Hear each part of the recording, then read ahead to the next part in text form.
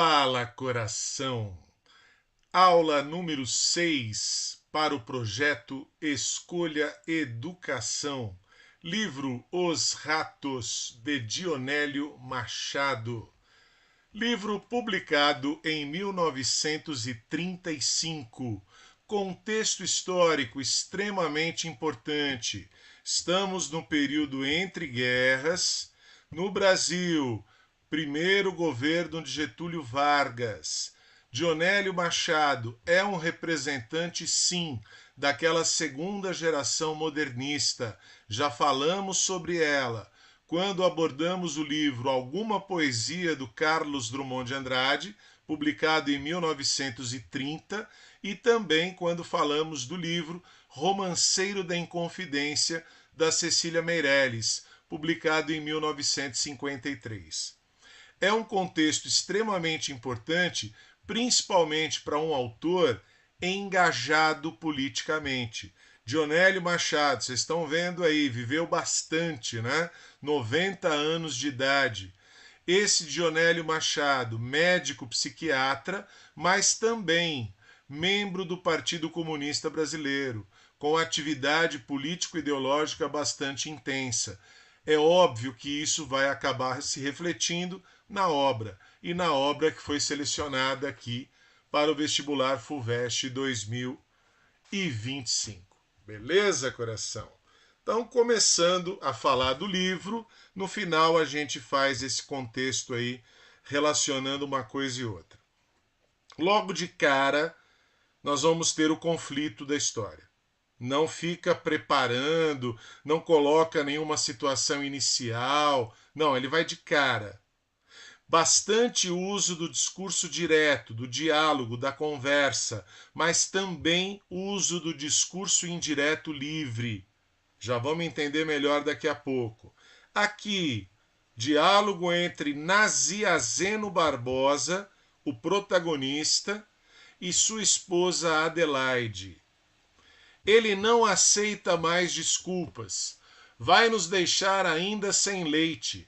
Porque tu não viste, então, o jeito dele quando declarou: lhe dou mais um dia. Mas, Nazianzeno, tu não vês que uma criança não pode passar sem leite? Nazianzeno Barbosa, um funcionário público, casado com Adelaide, os dois têm um filho pequeno, chamado de Maninho, com praticamente ali uns 4 anos de idade. O livro se abre com a cobrança do leiteiro. O leiteiro está cobrando uma dívida de 53 mil réis. A história começa na manhã de um dia e ela vai terminar exatamente na manhã do dia seguinte. Então nós temos 24 horas. Um dia na vida deste Nazianzeno Barbosa. Tudo bem, coração? Então o grande problema dele, a odisseia que ele vai enfrentar aqui, encontrar esse dinheiro para pagar o leiteiro, para não ter o fornecimento de leite aí interrompido. Na época, estamos falando de uma cidade como Porto Alegre, nos anos 30, havia esse costume, o leiteiro entregava leite nas casas. Ele tinha acesso às casas, as pessoas deixavam lá a panela, alguma coisa, ele colocava o leite e ia embora. Todo dia de manhã o leiteiro deixava o leite nas casas. Cobrou uma dívida, o Nazianzeno vai ter que correr atrás desse dinheiro. Tranquilo? É este o problema. Então, uma questão que, né? Já vimos, social, econômica. É lutar pela sobrevivência, aquela luta diária pela sobrevivência. Esse é o tema central do nosso livro aqui do Dionélio Machado. E aí já vem, né, a caracterização do nosso protagonista. Dá uma olhada, coração. Não paga ninguém. Então essa situação, ela é nova e não é, né? Ela é uma situação que acontece quase sempre, pelo jeito. Faça tudo, doutor. Faça o que puder para salvar o meu filho. Tu ainda não pagaste o doutor, Nazianzeno. Ou seja, em outras situações anteriores, Nazianzeno já havia vivido o mesmo problema. Para cuidar do filho doente, já teve que recorrer a empréstimos, já teve que se endividar, já teve que buscar ajuda com alguém. E não pagou. Ou seja, é mais uma dívida. É uma nova dívida dentro daquela que ele ainda não pagou. Sente uma amargura doída dentro de si, na altura do peito e do estômago, uma espécie de ânsia e de náusea, e outra vez a figura superior e inquietante do leiteiro e as palavras da mulher a metralharem tranquilamente os seus ouvidos. Coração, primeiro, é um narrador onisciente. Só que é um narrador onisciente, está contando a história em terceira pessoa, ele adota sim o ponto de vista do protagonista, do Nazianzeno. Então a gente chama isso de onisciência seletiva. Ele tem acesso ao mundo interior, aos pensamentos, aos sentimentos do Nazianzeno. Só, não de outras personagens. Tudo bem? E vejam, este Nazianzeno se sente inferior ao leiteiro. Óbvio, né, gente? Numa escala social, leiteiro não é quem está lá por cima de todo mundo. Então vejam a situação que esse Nazianzeno ocupa. Ele está se sentindo diminuído pelo leiteiro e também pelas cobranças da esposa Adelaide. Então ele está sendo cobrado pelo leiteiro e ele está sendo cobrado pela esposa. E ele se sente aqui abaixo. Um sentimento de estar ali abaixo de tudo e de todos. Tudo bem? Então não é um sentimento, né, tão bacana assim. E nós já falamos, o livro vai durar, né, a duração da história em torno aí das 24 horas. Por que eu coloquei aqui o uso do discurso indireto livre? No meio da fala do narrador, nós vamos ter ali abruptamente, sem nenhum aviso, os pensamentos da personagem Nazianzeno. Tudo bem? Esse é um ponto de contato com boa parte da literatura contemporânea, com boa parte da literatura modernista. A gente vai falar no final aí das relações desse livro com outras obras do contexto, né, do século XX. Beleza? E aí aproveitei uma musiquinha dos Titãs, né, para a gente perceber que o nosso tema é, sem dúvida nenhuma, este. Miséria é miséria em qualquer canto. O problema do Nazianzeno é grana, é dinheiro. E ele é um funcionário público. Olha lá. A sua mulher encolhida e apavorada é uma confissão pública de miséria humilhada, sem dignidade, da sua miséria. Ou seja, né, aquela mulher que está lá cobrando o mínimo. É o mínimo, coração, é o mínimo. O leite para o filho pequeno, o leite para o filho de 4 anos. É o primeiro julgamento que ele recebe, a primeira censura aos seus atos. Então, como eu disse e repito, é a cobrança. A cobrança que vem ali desde casa. Ele não pode perder o prestígio de marido que vai, vira e cava. Opa! Olha lá, o prestígio de marido. Nós estamos falando aqui de uma obra ambientada nos anos 30. No momento em que nós temos ainda o patriarcalismo muito forte, né? O homem é o mantenedor, é o provedor, é ele que sai à procura, né, dos bens materiais. A esposa fica em casa, cuidando da casa, cuidando dos filhos. Então esse modelo tradicional de família está ainda muito arraigado, muito enraizado dentro daquele contexto. E o Nazianzeno não é capaz de prover, não é capaz de manter a casa, de sustentar a casa. E por isso ele vai se sentindo cada vez mais diminuído, sem o prestígio de marido. Nazianzeno mal percebe o que diz o motorneiro. Motorneiro é aquele que conduz o bonde. Há um estribilho, há um refrão dentro do seu crânio. Lhe dou mais um dia. Então ele tem ali, né, o relógio, a ampulheta correndo contra ele. Ele precisa resolver esse problema para não perder de vez, né, o pouco que ainda lhe resta. Então fica soando na cabeça dele, ele precisa encontrar os 53 mil réis de qualquer jeito. E aí, se nós já falamos de miséria em qualquer canto, a gente vai ter que lembrar que o famoso, né, o famigerado jeitinho brasileiro, uma mão lava a outra, a política do favor. O seu plano sempre é simples, é o recurso amigo, a solidariedade. Quem não o compreenderia?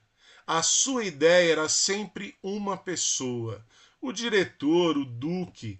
Como isso humilhava! Olha a caracterização psicológica do Nazianzeno. É uma obra social, mas sem perder de vista o aspecto psicológico. Lembrem, né, que o autor, ao mesmo tempo, é um militante comunista, mas é também um médico psiquiatra. É esse o Dionélio Machado. Então ele vai contemplando aqui os dois aspectos, o sociológico e também o psicológico. Tudo bem? O Nazianzeno não é um homem de ação. O Nazianzeno é um homem de pensamento. E vejam que ele aqui só sabe recorrer aos outros. Ele não tem iniciativa própria. Ele não é empreendedor. Ele não sabe, né, encontrar outros meios de se sustentar, de se manter, de prover o sustento da família. O dinheiro do diretor vai trazer-lhe uma enorme descompressão. Aí é que está.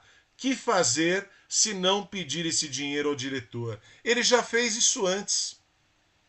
Ele vai querer fazer a mesma coisa de novo. E ele está acreditando que vai resolver o problema. Resolveu quando o filho estava doente, então ele acredita que agora vai resolver de novo.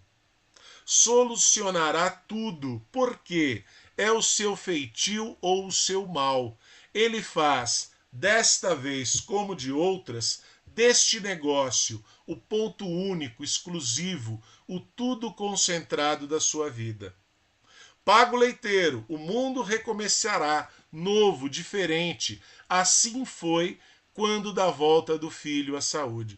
Vejam, resolveu momentaneamente, porque ele voltou a enfrentar o quê? Uma nova dívida. Então não resolveu nada, né? É uma resolução completamente o quê? Ilusória. Ele não está resolvendo absolutamente nada na vida dele. E aí, lógico, né? Será que esse diretor, né, esse chefe, vai sempre quebrar o galho dele, vai sempre resolver os problemas dele? Não, coração, não foi o que aconteceu. Então aqui ele vai receber a primeira negativa. E é lógico, né? A primeira de muitas, a primeira de várias. O senhor pensa que eu tenho uma fábrica de dinheiro? Quando seu filho esteve doente, eu ajudei como pude. Não me peça mais nada. Não me encarregue de pagar as suas contas. Já tenho as minhas e é o que me basta. O seu plano começa a abalar-se. As primeiras dificuldades aparecidas, aquela confiança cega se esvai. Então vejam, o diretor nega mais um empréstimo e parece que tudo foi por água abaixo. Nazianzeno deriva na enxurrada. Foi levado pela enxurrada. A palavra e a figura do diretor esmagaram-no. Lembrem o título do livro: Os Ratos. Quem são os ratos? Tudo bem, coração? Então ele sai dessa situação aqui, a primeira tentativa dele, arrasado, humilhado, espezinhado. Tudo bem? Deixa eu me esconder aqui embaixo. Pronto, aqui tá bom. Funcionário público, como eu já disse, mais um ou menos um. O trabalho de Nazianzeno é monótono. Consiste em copiar num grande livro cheio de grades certos papéis em forma de faturas. Burocracia. Qualquer daqueles seus amigos com menos cabeça do que ele. Vejam, é o homem de pensamento. Mas esse pensamento não se transforma em ação. Ele não tem a mesma iniciativa de outros. Tudo bem? Então ele tem dificuldade para poder se mexer, para poder se virar, para poder cavar, como ele já usou aqui em outro momento. Ele se limitava a recorrer a um ou outro.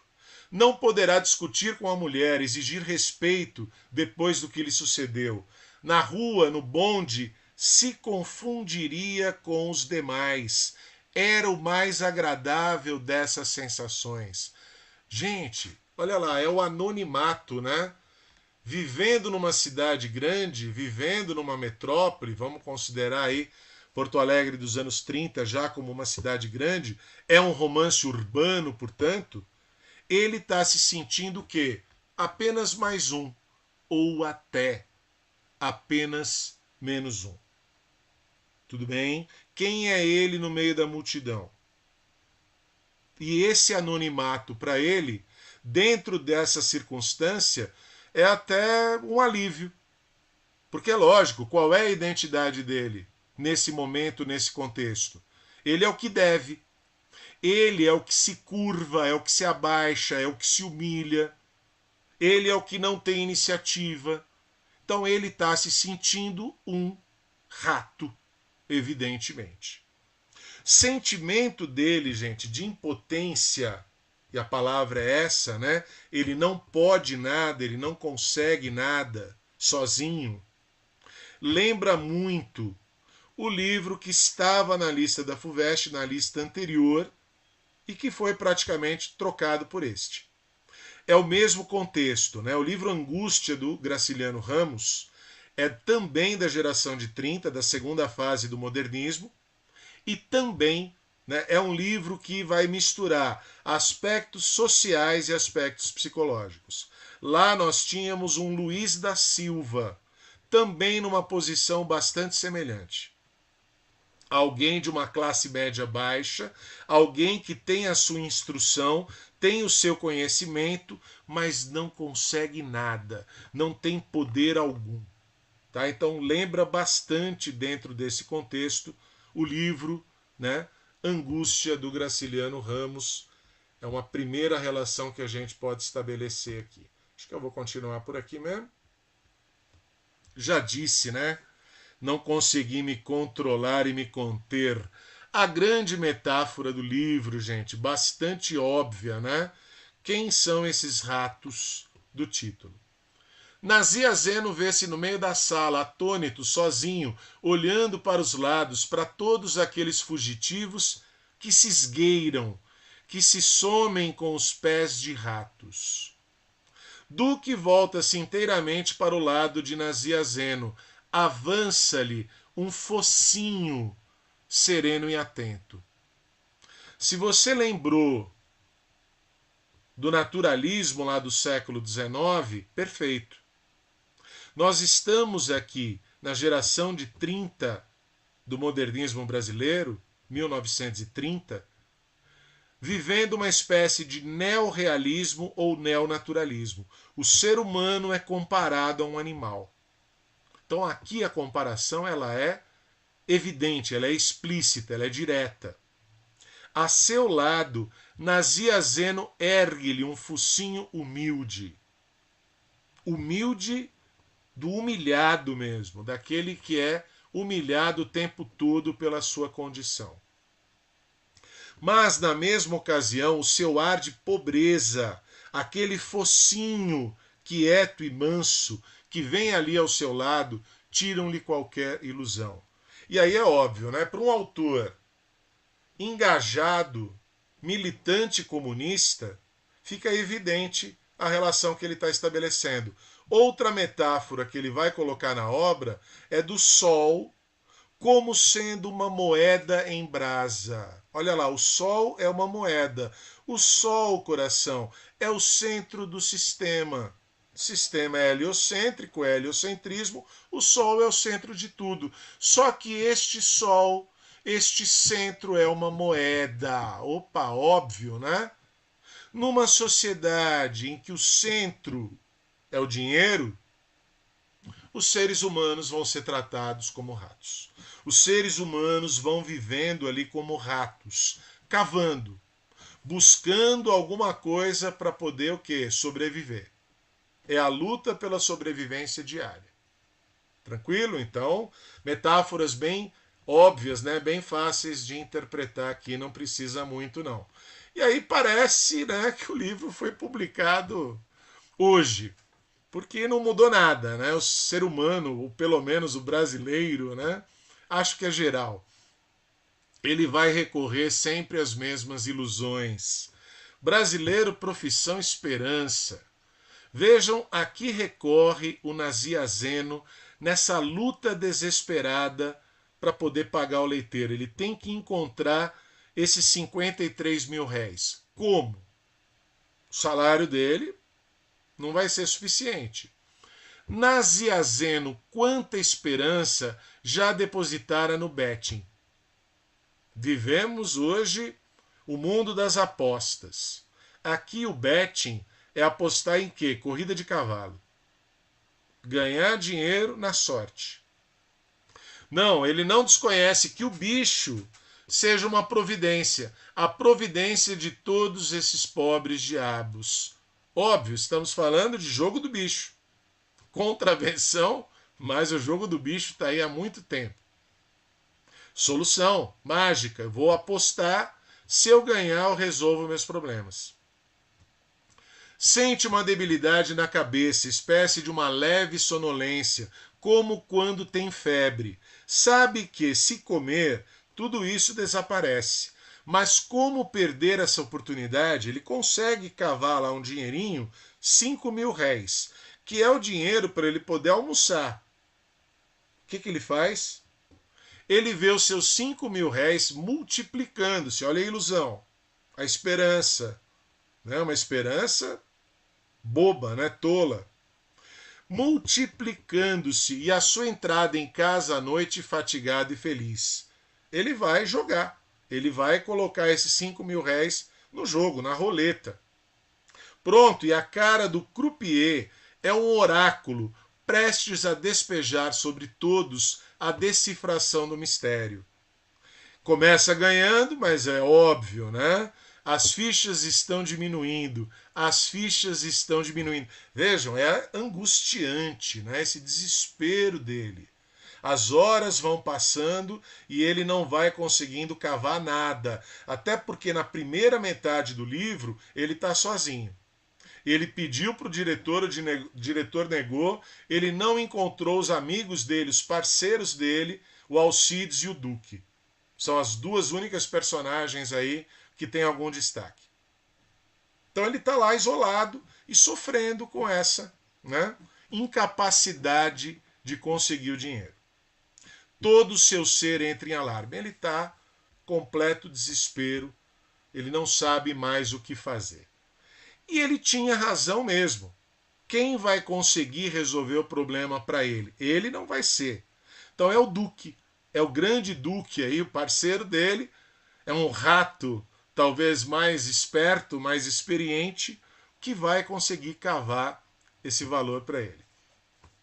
Desistiu de cavar esse dinheiro? Nazianzeno tem um gesto vago. Vai dizer qualquer coisa, mas cala-se, numa preguiça. Olha lá. Ele fica só pensando, só sonhando. Então o livro fica muito, né, nos pensamentos do Nazianzeno. Por isso o uso do discurso indireto livre. Por isso vocês vão ouvir falar bastante aí do monólogo interior, do fluxo de consciência. É ele pensando o tempo todo. E isso é característico de uma literatura contemporânea. É um livro anterior a uma Clarice Lispector, que vai usar isso, né, extremamente, o tempo todo. Tudo bom? Olha lá, eu ainda não falei ao Duque a esse respeito, continua Alcides. Talvez o Duque possa ajudar. Duque é o agente, olha lá agora, o corretor da miséria. É ele que consegue se safar das situações difíceis. Nazia Zeno vai como que a reboque. Quem é que está tomando a iniciativa? Os dois amigos, Alcides e Duque. Ele vai junto. Ele é levado. Ele está lá o tempo todo naquela preguiça, naquela falta de ação. Todo o seu corpo tem uma fadiga, um cansaço, um desânimo. E Duque arrasta o amigo para outro agiota. Eles vão correndo. Já está no fim do dia, né, tudo se fechando, as portas se fechando, e eles correndo atrás de agiota. Brasil, coração. Além das apostas, é o país dos endividados. Vamos pegar um dinheirinho emprestado onde? No banco, né? Vamos pegar o dinheirinho emprestado aí com a agiota. É a isso que eles estão pensando ali em recorrer. Ainda não conseguiram nada. E aí aparece a solução. É uma solução definitiva, coração? Óbvio que não. É só uma solução temporária. O anel do avô de Alcides é resgatado do penhor. O anel estava lá penhorado. Mondina, um personagem extremamente secundário, vai colocar dinheiro dele ali para resgatar esse anel e fazer um novo penhor com um valor mais alto. Tudo bem? Toda essa transação tem um aval ali, né? A orientação de quem? Do Duque, que é quem sabe se virar. E aí ele consegue emprestar para o Nazia Zeno, vejam, emprestar 65 mil réis. Além dos 53 mil do leiteiro, ele pegou mais 5 ali, né? Para almoçar e depois usou o dinheiro no jogo e perdeu tudo. Chegou em casa, conseguiu o dinheiro. Opa, melhorou ali a moral dele com a Adelaide, com a esposa. Precisa dormir, descansar a cabeça. Só que é lógico, coração, depois de tudo que esse cidadão viveu, dia terrível, ia falar dia de cão, né? Mas não, é um dia de rato. 1 hora. Já lhe parece um século aquela noite e é apenas 1 hora. Ele não consegue dormir. Ainda não dormiu, só ele. Só ele sem dormir. Vejam, o isolamento agora para ele cruel, né? Quando que ele se sentia bem? Quando ele era apenas mais um. Agora parece que ele está sozinho no mundo ali. Vem então o sentimento de uma exceção, sentimento estranho, que ao mesmo tempo que o apavora, o humilha. E aí a pergunta que eu faço, que é aquela pergunta que muitos se fazem, né, na vida. O que é que vai fazer o pobre coitado do Nazia Zeno para dar uma solução definitiva para a sua vida? Porque aqui foi só uma solução temporária. Pegou dinheiro emprestado com o diretor para pagar ali o tratamento médico do filho doente. Agora consegue esse dinheiro emprestado para pagar a dívida do leiteiro. As dívidas só vão se acumulando. Quando que ele vai conseguir resolver de fato? Vai encontrar uma solução definitiva? Parece que ele não consegue, né? Ele é incapaz de sair dessa situação. E aí, né, vem o momento mais psicológico do livro, que é quase uma loucura, né? Lembrem, de novo, médico psiquiatra que era o Dionélio Machado. A metáfora acaba virando um pesadelo. Só que, lógico, os ratos ao longo do livro eram tratados metaforicamente como as pessoas, os seres humanos que lutam pela sobrevivência material. Aqui são ratos literais. Olha lá. Ratos, são os ratos. Hão de ser muitos. Ele está lá deitado, querendo dormir e não conseguindo dormir. Há um roer ali perto. Que é que eles estarão comendo? Os ratos vão roer, já roeram todo o dinheiro. Olha a alucinação dele. E ele é incapaz de se movimentar. Não está dormindo mesmo? Levanta, vai lá.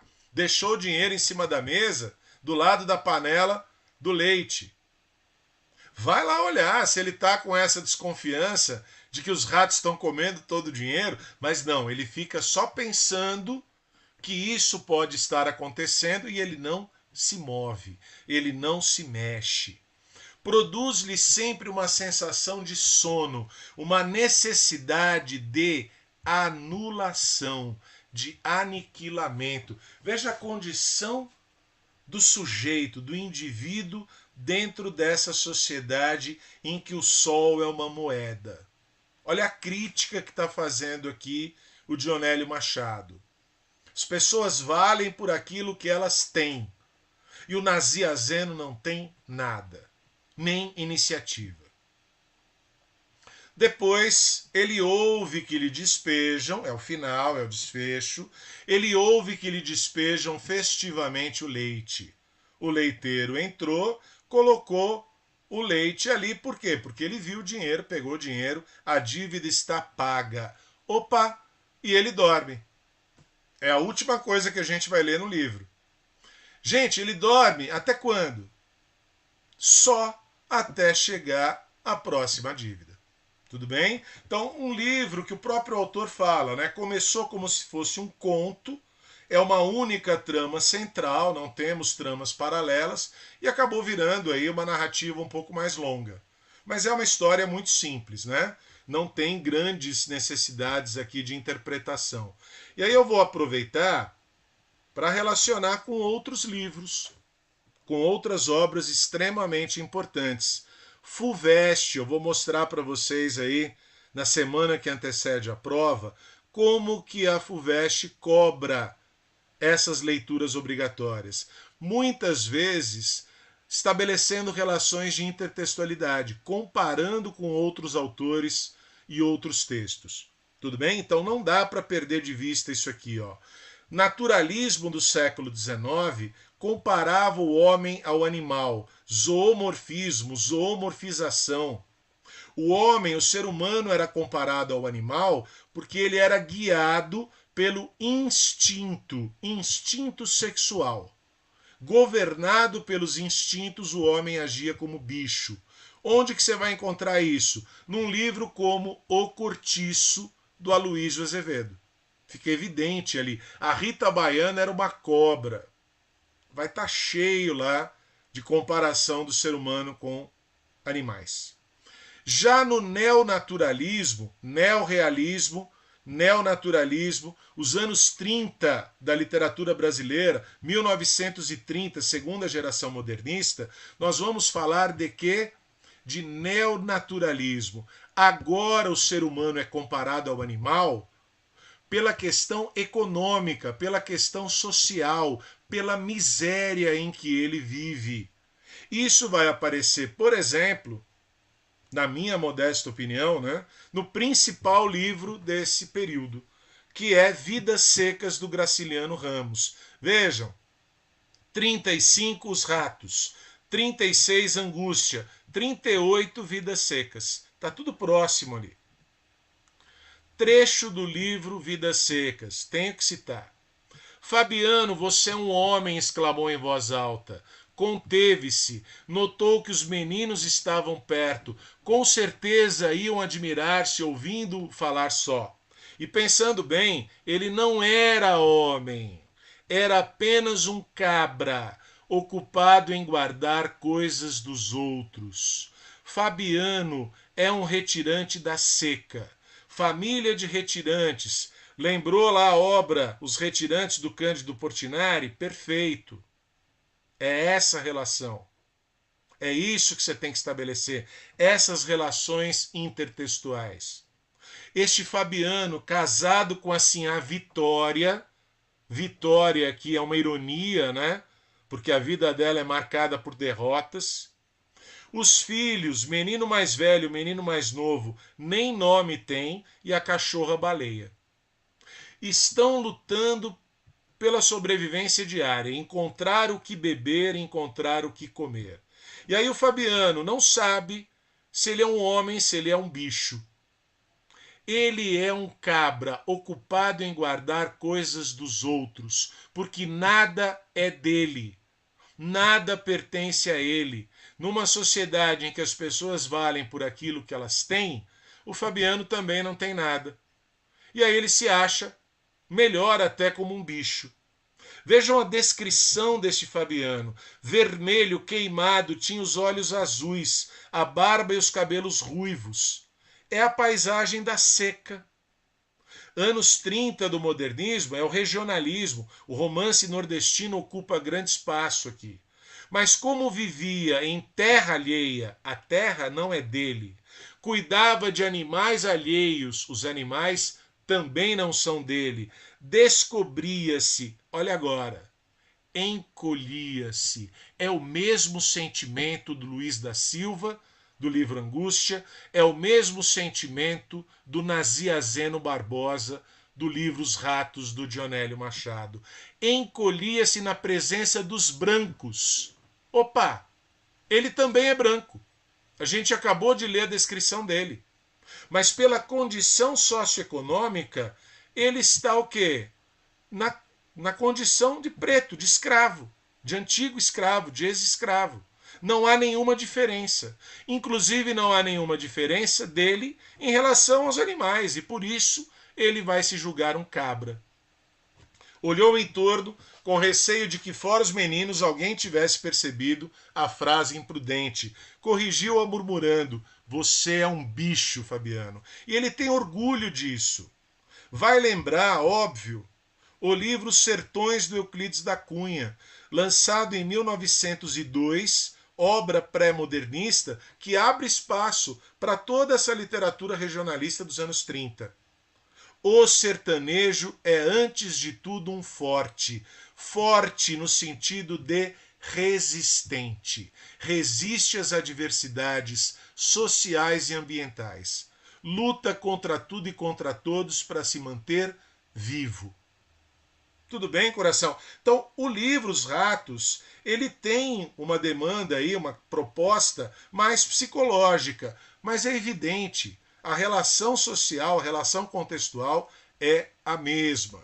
E para terminar, coloquei aqui as últimas comparações. Deixa eu colocar aqui a minha cabeça para baixo. Também precisamos lembrar que, se o livro é publicado em 1935 e nós temos um Dionélio Machado bastante antenado com tudo que estava sendo escrito no mundo, não dá para esquecer, né? O livro A Metamorfose do Franz Kafka, publicado em 1915, 20 anos antes. Famosa história em que o Gregor Samsa, né, um belo dia de manhã, acorda transformado numa barata, num inseto, ou seja, né, o ser humano que se coloca naquela condição, né, de animal, ou até, né, pior do que isso. Também, né, pelas 24 horas, começou num dia com o leiteiro cobrando a dívida de 53 mil réis. Terminou no outro dia com o leiteiro colocando leite e recebendo dinheiro.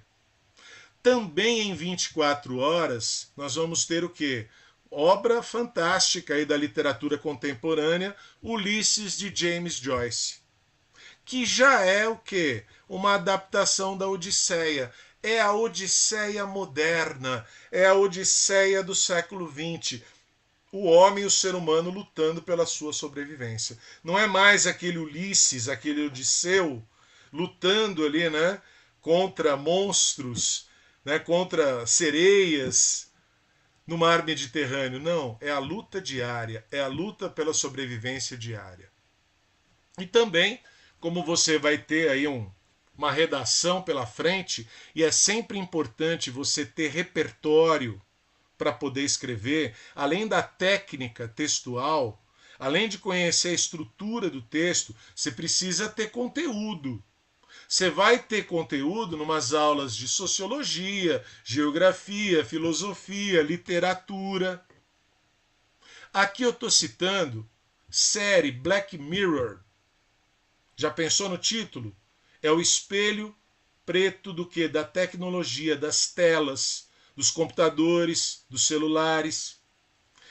Toda essa série tem lá 5 temporadas. Os episódios são soltos, são independentes. Um episódio não depende do outro. Começam e acabam. Sempre o que une um episódio ao outro e uma temporada a outra é o tema da tecnologia. Esse episódio aqui, na minha opinião, é brilhante. Um dos melhores que eu assisti. E eu assisti a série inteira. Engenharia Reversa é o título em português. Man Against Fire é o título em inglês, Homens contra o Fogo. Brilhante, vale muito a pena, dura 1 hora. Se você puder assistir, eu estou dando a dica aqui. Alguns seres humanos são perseguidos pelo exército e são tratados como roaches, como baratas, cucarachas. Por que estão sendo tratados como baratas? Beleza, coração? Então vamos lá, né? Vamos aumentando o repertório aí, porque ele vai ser fundamental. Habilidades de leitura e escrita são, né, de fundamental importância para você ter êxito, ter sucesso, não só nos vestibulares, no Enem, como na sua vida profissional aí. Beleza, coração? Ficamos por aqui. Aquele abraço, pedindo sempre para vocês apoiarem aí nosso projeto Escolha Educação. É um coletivo aí de professores, é um trabalho voluntário.